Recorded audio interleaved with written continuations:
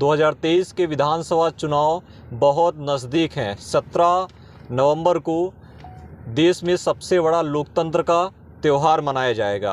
तमाम दल अपने अपने स्तर से तैयारियां शुरू कर चुके हैं। आम आदमी पार्टी जिस तरीके से नगरीय निकाय चुनाव में, अगर हम रीवा ज़िले की बात करें तो तीसरे विकल्प के रूप में रही है, इस तरह इस बार केजरीवाल जी पूरे मध्य प्रदेश में आम आदमी पार्टी के प्रत्याशियों को चुनावी मैदान में उतारने जा रहे हैं। हमारे साथ गुड़ विधानसभा से शिव मोहन शर्मा जी हैं, जो आम आदमी पार्टी से प्रबल दावेदार हैं। उनकी क्या कुछ भूमिका रहेगी इस विधानसभा चुनाव में, किस तरीके से गुड़ के राजनीतिक सियासत में वो एंट्री ले रहे हैं और क्या कुछ फेरबदल कर पाएंगे, इन सभी मुद्दों पर हम चर्चा करेंगे। सर, सबसे पहले तो आपका रिसर्च यूनिट में बहुत बहुत स्वागत है। धन्यवाद। आप सभी पत्रकार बंधुओं को मेरा नमस्कार, हार्दिक वंदन, अभिनंदन है जी। सबसे पहला मेरा यही सवाल है कि आप राजनीतिक सफ़र की शुरुआत आपकी कब हुई और कब आपने राजनीति में आए और क्या क्या आपको प्रमुख दायित्व मिले हैं आपकी पार्टी से? सर्वप्रथम मैं आपको अपना परिचय देना चाहूँगा। मेरा नाम शिव मोहन शर्मा है और मैं खरहरी गांव का निवासी हूँ। और मेरा जो ये राजनीतिक जो जीवन है वो मैंने शुरू किया था 2019 से। मुझे केजरीवाल की नीतियों के चलते जो उनकी जो ये मतलब कहना चाहिए कि साफ़ और ईमानदार एक जो छवि है, उसको देख के मैं काफ़ी प्रभावित हुआ हूँ। क्योंकि आप ये देखेंगे कहीं ना कहीं इस पूरे भारत में सिर्फ केजरीवाल जी एक ऐसे आदमी हैं जिनको आप देखेंगे कि वो मतलब उन्होंने दिल्ली जैसी अगर आप कभी जाएं, वहाँ घूमें, वहाँ पे उन्होंने जो व्यवस्थाएं दे के रखी हैं, जैसे आप स्कूल देख लीजिए। मैंने स्वयं खुद वहाँ के स्कूल का जाके निरीक्षण किया, देखा। पहले मैं भी गया तो मैंने जब देखा कि स्कूल जो वहाँ के पहले जो सरकारी स्कूल थे, उनको बहुत ही एक अच्छे रूप में मतलब बना के और बढ़िया शिक्षा लोगों को दी जा रही है। और वहाँ के जो सुविधाएं दी उन्होंने, महिलाओं को फ्री बस की सुविधाएं दी। आप ये देखेंगे कहीं ना कहीं इस पूरे दिल्ली में दिल्ली राज्य ऐसा है कि जो प्रॉफिट में रह के काम कर रहा है, ठीक है ना जी। तो कहीं ना कहीं और सभी लोगों को उसका लाभ दिया जा रहा है, इसलिए मैं उनसे ज़्यादा प्रभावित हूँ। इसलिए आपने पार्टी की सदस्यता भी ली? जी बिल्कुल। मध्य प्रदेश में रोजगार, शिक्षा, स्वास्थ्य व्यवस्था के मॉडल को लागू करने की दिशा में पहल हो रहा है आम आदमी पार्टी के द्वारा। क्या लगता है आपको कि मध्य प्रदेश में वो मॉडल लागू हो पाएगा? क्या मध्य प्रदेश में आम आदमी पार्टी की सरकार बन पाएगी? जी बिल्कुल, और जनता का बिल्कुल साथ रहेगा। और निश्चित तौर पे आप ये देखेंगे पूरे भविष्य में, आप ये मान के चलिए आने वाला भविष्य आम आदमी पार्टी का ही है। कहीं ना कहीं सभी जनता ये चाहती है, वो परेशान है। अब आप ये देख लीजिए, हम अपने विंध्य क्षेत्र, हम अपने इस रीवा क्षेत्र की बात करें तो आप ये देखेंगे कि यहाँ पे पूरी तरह से युवा बेचारा मजबूर है, उसको किसी भी प्रकार का कोई रोजगार नहीं दिया जा रहा। यहाँ पे जो स्वास्थ्य को लेकर आप देखेंगे, स्वास्थ्य बिल्कुल चरमरा गया है।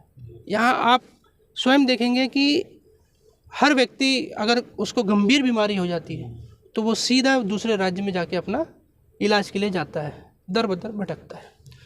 दूसरी चीज़ आप ये देखेंगे कि इसमें सबसे बड़ा जैसे बिजली का जो संकट है, आप आज ऐसे ऐसे गांव में चले जाइए जहां पे लोग बिजली से परेशान हैं, ट्रांसफार्मर ख़राब हैं, कई बार फ़ोन करने के बावजूद भी वहां की जो इंजीनियर्स हैं वो सुनते नहीं हैं।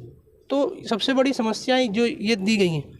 और दूसरी चीज़ आप एक और देखेंगे, जो शिक्षा है, आप अपने इस यहाँ के जितने भी शिक्षा जो सरकारी स्कूल है, अगर आप सर्वे कीजिए तो आपको दिखाई देगा कि वास्तव में शिक्षा का यहाँ पे जीर्णोद्धार होना चाहिए। यहाँ पे जितने भी जो बच्चे हैं उनको अच्छी शिक्षा नहीं मिल पा रही है, ना बैठने की व्यवस्था है, बेचारे बाहर अपनी टाट पट्टी लगा के बैठते हैं और उचित जो होना चाहिए मूलभूत जो सुविधाएं हैं वो उनसे वंचित हैं।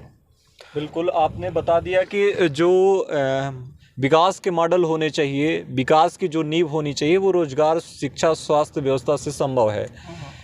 मैं गुड़ विधानसभा में आता हूं, आप वहां से एक प्रबल दावेदार हैं।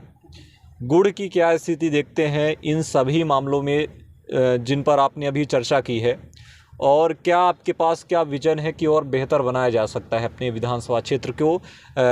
इसमें एक सवाल ऐड और करना चाहूँगा। एशिया का सबसे बड़ा सोलर पावर प्लांट है, ये रोजगार के संसाधन सृजित कर सकता है।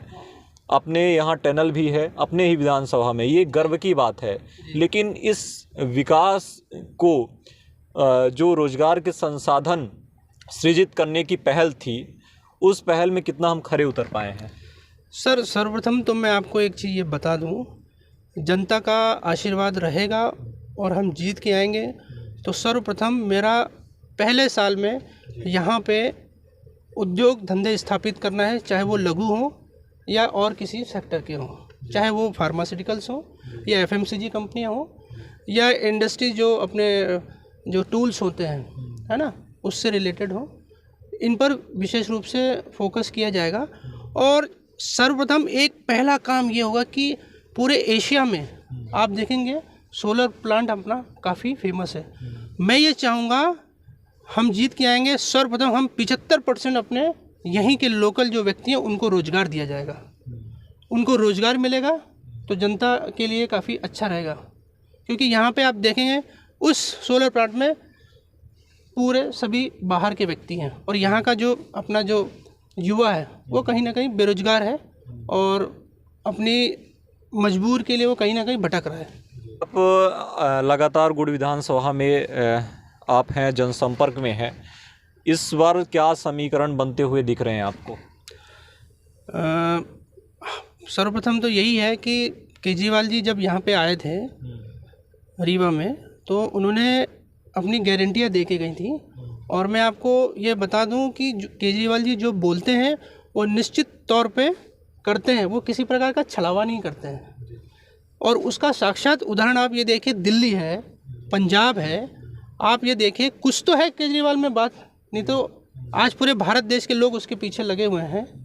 तो कहीं ना कहीं आप ये मान के चलिए कि उनकी जो छवि है वो एक साफ और सुथरी और ईमानदार छवि है, जिसके चलते है ना कहीं जो दूसरे दल हैं उनको ये सब है ना कष्ट हो रहा है, क्योंकि साफ और एक ईमानदार राजनीति के चलते वो अपना वो विज़न लेके आए कि हर व्यक्ति को अच्छी शिक्षा मिलनी चाहिए, बेरोजगारों को रोज़गार मिलना चाहिए, जो मजबूर है जिनका स्वास्थ्य से रिलेटेड जो सारी चीज़ें हैं, मूलभूत जो सुविधा है उसको भी है ना बिल्कुल फ्री करना चाहिए।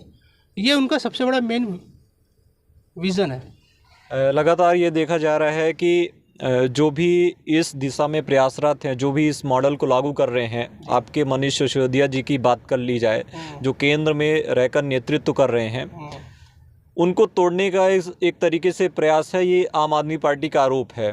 तो क्या लगता है कि अगर हम एमपी में इस दिशा में प्रयासरत हैं तो जो राजनीतिक दल हैं वो कहीं ना कहीं आपके पार्टी के पीछे जो आप कहते हैं कि ईडी, सीबीआई, इन सब को लेकर एक सहारा लेते हैं और उनकी कमर तोड़ने का प्रयास करते हैं जो अच्छे कार्यों में अपनी भूमिका निभाते हैं? देखिए, सर्वप्रथम तो मैं आपको ये बता दूँ, ये जो चीज़ें चल रही हैं ये बहुत ही गलत हैं।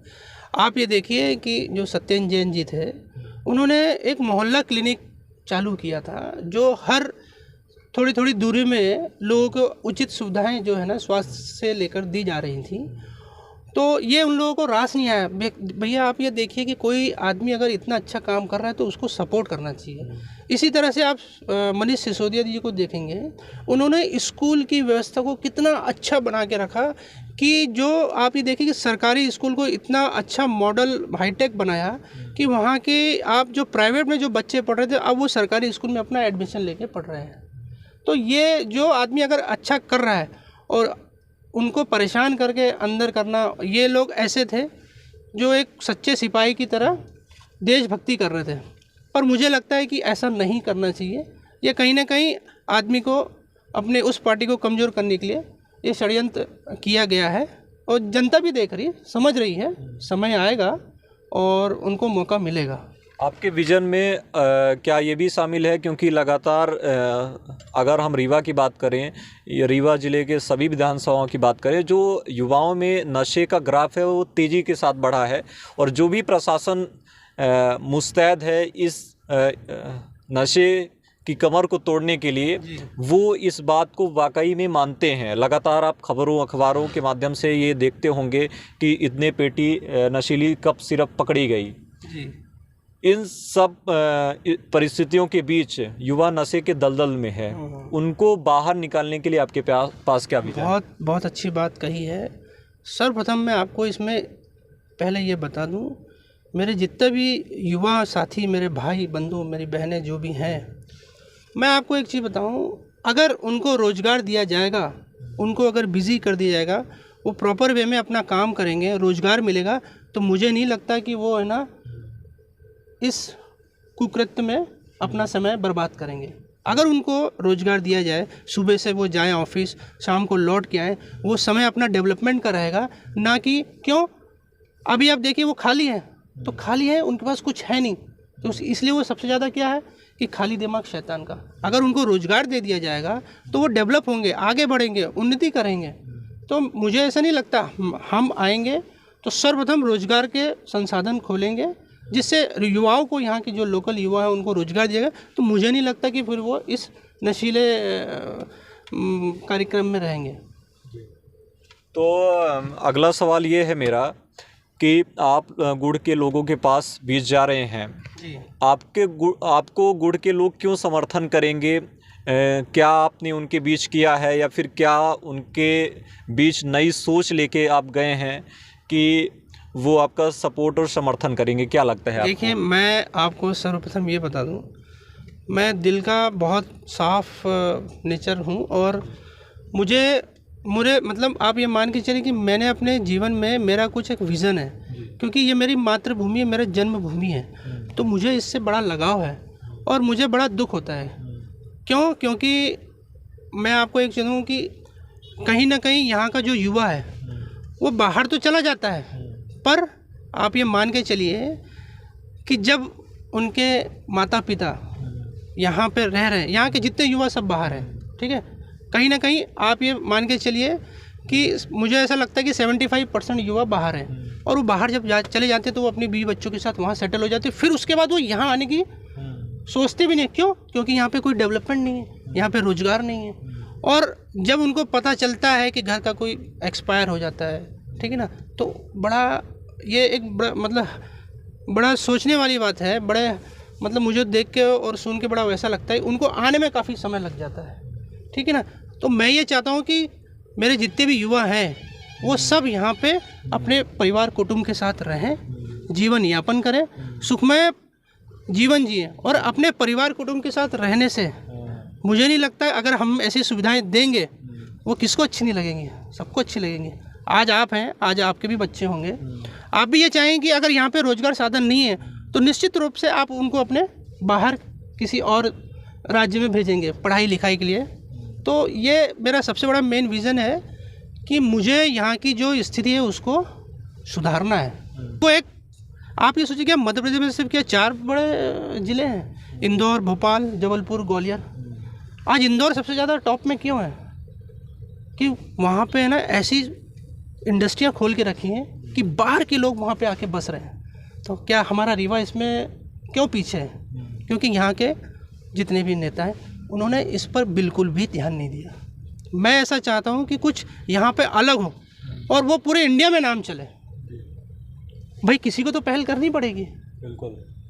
तो अगला सवाल मेरा ये है कि अगर आम आदमी पार्टी चुनावी मैदान में गुड़ में आती है, प्रत्याशी कोई भी हो, लड़ाई किससे रहेगी आपकी?